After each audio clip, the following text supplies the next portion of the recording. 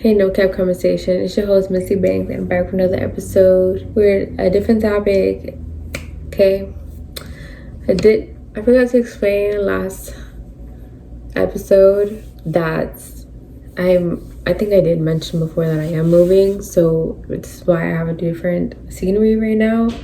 I'm tearing down my design, like my content wall is raggedy right now. So this episode is basically about another talk about the dating culture, but like in this generation is exhausting.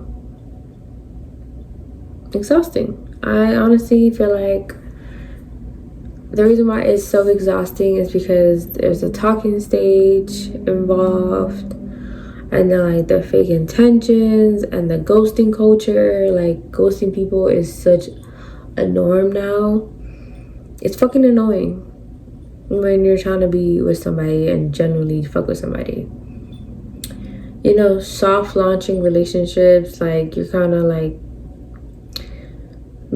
telling people that you're fucking with somebody, but you're not showing off the person yet, and it's like, bitch, either you show me off or you're not gonna show me off. The fuck is you teasing for? You know? But some people, it's like, it's a cute thing to do too. So it's like, I guess it's just the way you do it, I guess. Yeah, it's probably the way people do it. And then people wanting loyalty without commitment. Like, where you do that at? Like, no, you can't. I can't be loyal to you if you're not gonna commit to me. Like, it's not no, you fuck with me and I fuck with everybody else, but you can't fuck with other people while fucking with me. No, you can't have your cake and eat it. That's literally what the fuck that's what you think, and it's not. It's not that. No. And then social media ruining real connections, because people see too much shit on social media and thinking it's fucking real. Like living off quotes and stuff is not real. Yes, it might be somebody else's experience. You could have experienced that shit and you could be agreeing to it, but it's not what you got going on with the person you're trying to fuck with. That's not that situation. So it's like you're already bringing in the red flags and like the toxic energy. And it's like, for what? We don't need that. There's no need for that. You could date while you're still healing, but I feel like people should just be more on a solo journey and not try to use someone to heal. And then that person is really like onto you, and you're like, after you feel like you're kind of feeling yourself again, and it's like, damn, I'm kind of not fucking with this person, or I'm not really feeling them no more. I feel bad because they was there for me when I was down bad in my feelings and shit, and now that I'm like feeling like myself again, I don't really like them, and I put them through shit, you know? It's like, what the fuck? So that shit ain't fair. And then being emotionally unavailable, because you want to be mad nonchalant shit. All that nonchalant shit can go out the fucking window. Don't want it. Be chalant about me. Be the fuck chalant about me. Because why the fuck does dating feel like a full-time ass job? Like, y'all make it feel like a full-time job. Everybody wants to benefit out of a relationship without actually being in one. You can't have your cake and eat it, bro. You cannot. Like, the talking stage, that lasts forever, you know? Because I really still want to figure out how the fuck the talking stage even became a thing. Like, was it in middle school or was it in high school? Because I feel like in elementary, like even like middle school type shit, people were just jacking somebody as their boyfriend or girlfriend already. Like, oh yeah, that's my girl. It's not, oh yeah, we just talking and then like you trying to get to know other people. Like, I don't think that was like a thing. Talking stage really wasn't a thing yet. I don't know. Like, back then people dated, you know? Now everybody's scared of fucking labels. Like, people scared of labels, commitment, the Mrs. and Mrs., Mr. But they ain't scared of getting nobody fucking pregnant and shit. Like, Ain't nobody scared of that. That's a marriage is too much of a commitment, but a baby isn't. Nope. Not the way I'm good off that part of life. It's cute. I love it for everybody. I'd be so happy for everybody. You know what I'm saying? Like, that's your path, not mine. Cap or no cap, y'all. Talking stages are just relationship without accountability. No cap. Because since you're talking to somebody, they could get away with certain things because you guys are just in the talking stage. But it's like, are you at the talking stage where it's just you and that person and y'all committed to each other and only to each other? I wouldn't even use the word committed. No, like, y'all kind of made it clear to be on the same page. Like, listen, we both talk to each other. We can't mess with other people. Like, I want to get to know you and only you. But if y'all don't make it known that you kind of want to keep your options open, then somebody leading somebody on. And that's not fair. And that's why accountability don't be there. Because y'all in the talking stage. People know what they want early. They just don't want to commit. No fucking God. Like, you finna sit here and tell me what the fuck you don't know what the fuck you want. Because I know what the fuck I want. But I'm not finna let it be known for everybody to know. Because then I don't need nobody to pretend. Do you know? I don't need you to pretend to want to fuck with me. I'm a real ass bitch. Like, I'm real as they come. Real as they fucking come. Just saying. I feel like I'm 50-50, like a hypocrite for this one, because sometimes I do ghost. Like, I'll just block you. But, like, I gave you a chance to prove yourself. And it's like, when you don't feel like explaining yourself, you kind of just... That's how it be sometimes. Like, sometimes you don't owe nobody an explanation. But, like, if you've been already explaining yourself over and over again and it's not clicking, you kind of have all rights to just silent cut off. Because it's like, bitch, how many times am I gonna fucking tell you this ain't bullshit? What the fuck? I'm cool with that. But we just gotta not normalize it, like, all the way. Like, we're like, let's say somebody said something that you ain't like and you just, like, just went dry on them and just... That's when it's like, you're weird, for one. Two, you could have been like, yo, I don't know. I ain't gonna lie, this so-and-so bothered me that you said this and that because it just made me feel some type of way. Boom. You letting them know what bothered you. It made you feel some type of way. You won't like that shit. That's communication. Alright, let's get into social media and relationships. Social media gets everybody comparing relationships instead of building one. Like, people watch other people's relationships too much. And that's why I be saying it's not real. Like, sometimes social media be fake as fuck when it comes to relationship, because you don't know what happens behind closed doors with your favorite celebrities that's married. You know what I'm saying? Like, oh my God, they've been together for 8 years. They got 2 kids. They pregnant with their 3rd. Comes to find out, baby daddy been punching wifey, or he been cheating on her for the past 2.5 years. Now now they've been together for that many years. Now they're getting divorced because husband cheated. You can't be looking up to these celebrities' relationship or just anybody in general relationship. Like, because you don't know what happens behind closed doors. You don't know who's, like, they look happy but they're really miserable as fuck, or they just don't really want to be with this person and they stuck and they trying to get out of this relationship, or the person who they with is really a shitty ass person. You just never know.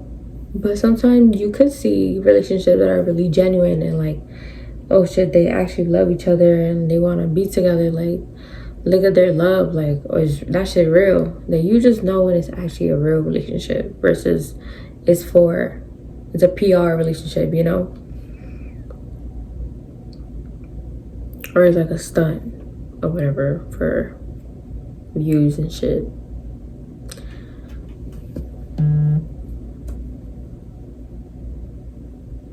I don't know, like,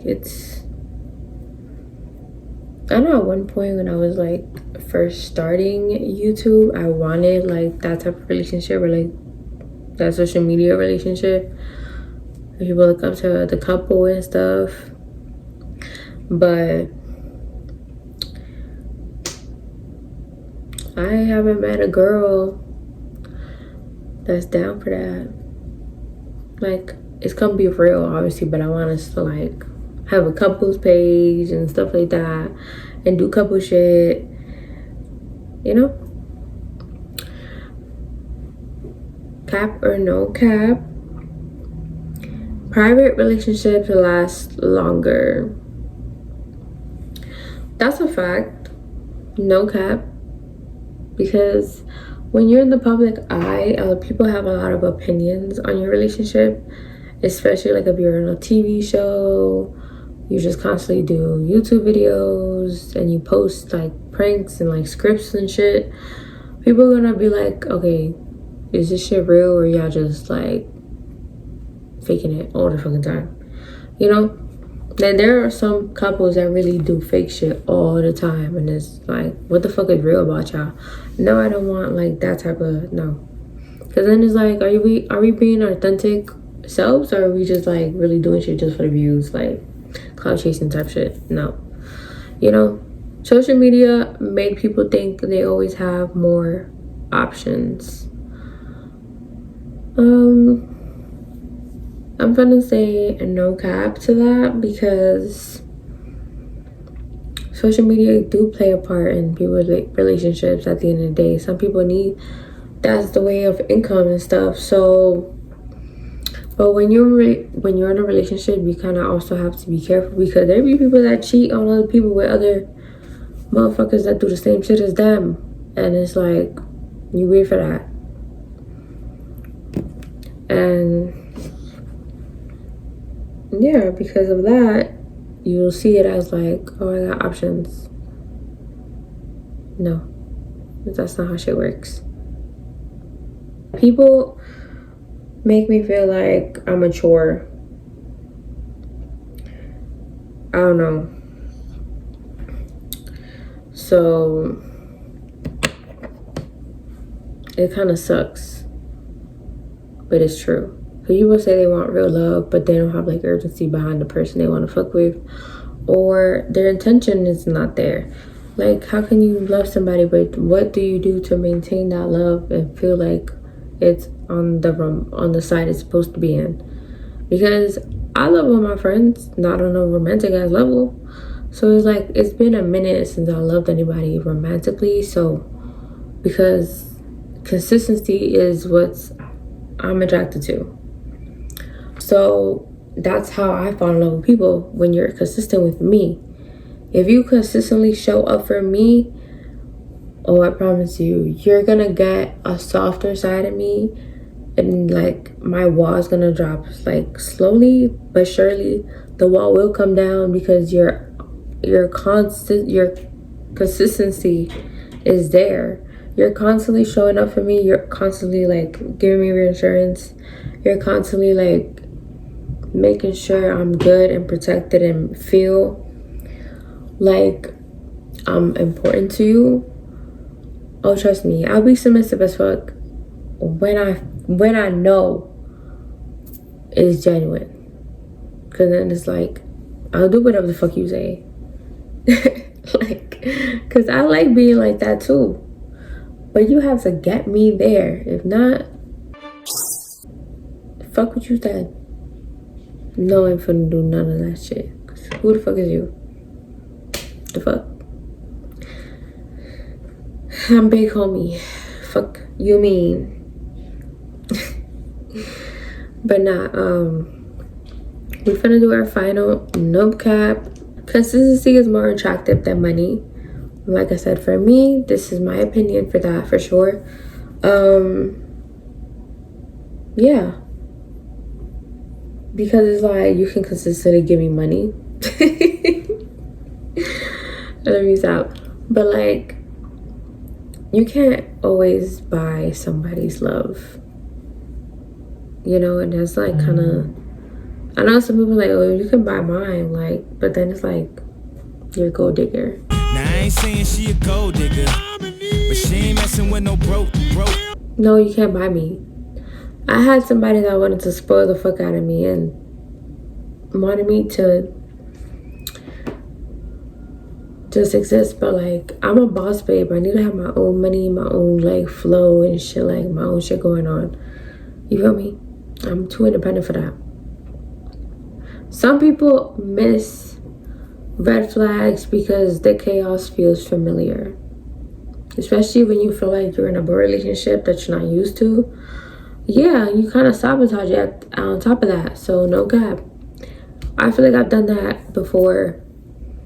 Like, I've missed red flags before for trying to fuck with somebody, and that shit backfired on me because I ignored the red flags, you know? So dating isn't impossible, but it's definitely exposed how many people need healing. Like, it's not, it takes a lot of work, especially when you've been really down bad mentally. That's why I'm like, I definitely can feel myself being like evolving mentally. So that's why I'm very strict on who I let into my life. Especially now, like, I be doing self-reflect like all the time mentally, and I'm just like, when I do that, my switch would be crazy. Like, because I'm like, nah, wait, hold on, take a pause. Like, why the fuck did I just do that? Why the fuck did I said that? Why the fuck did I do this and that? Like, I start thinking about all the shit that I done, like, you know, like 2 months, like for the last 2 months, like I've been trying to figure out certain things, and it's just like, why did I let that happen? Like, why? Am I desperate? I'm like, no, wait, chill. Like, you know what I'm saying? Like, I do self-reflects and stuff, and just like trying to see like what went wrong with what decision I decided to do and stuff like that. I do that for me, so it helps. I don't know if you want to try that out. It is important to find somebody who's emotionally mature, because somebody who doesn't have control within their emotions is somebody who's gonna eventually like crash out on you, because they don't have that emotion control. You know what I'm saying? And you don't want to be with somebody like that. That shit is scary, y'all. But that is it for today's episode. I feel like we're keeping it real short this time because I didn't give you much. Yeah. We are gonna have a lot of other shit happening this summer, so stay tuned. But this is No Cat Conversation, where we say what everyone's thinking, but don't say out loud. I'm your host, Missy Bangs, and I'll see you guys next week. Bye.